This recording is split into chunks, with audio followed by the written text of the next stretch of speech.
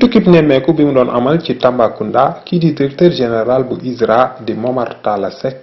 moom nag xamle na ni am na ab xeetu jiw boo xam ni dafa yëngu ci wàllum banaan boo xam ni dañ ko nar a jéggaani jëlee ko ci Afrique du Sud buñ nga fi indee dina jàppale Sénégal mu mën a moom boppam ci wàllum banaan waaye itam ba tey lu jëm ci wàllum mbay mu wutteen bi nga xam ne dañ ci jokkoo ak Sodefitex fas yéene nañu lëkkaloog waa coopération brésilienne.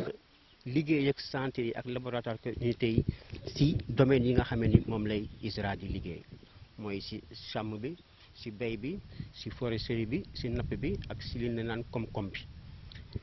du yem foofu parce que il faut tam nga am benn administration boo xam ni dafa forte ba pare mu décentraliser. ci lu ñuy bébét mooy ci màkk Koulibantang suuf si nga xam ne ISRA am na ko foofu ñu daal di koy fas yéene nag di ko jëfandikoo ci wàllum gëstu yu ni amal ci wàllum mbay ak li méngoog moom. ISRA ci fi nga xam ne moo faree ci direction bu mag bi danañ ibbi benn direction boo xam ne dafa xarala ci wàllum scientifique boobu nag mu daal di yaatu ci mboole pexe yi nga xam ne ISRA daf ciy yëngu. ci 2017 ba léegi ni si centre recherche agricole bi biñ ko ibbiwaatee lépp lu jëm ci wàllu li nga xam ne dafa yàq tool yi ñu koy wax ay ravageurs muy ay gunóor yeeg kamar yeeg yeneen yi nga xam ne dafay ruur tool yi waaye itim ba tey lu jëm ci wàllu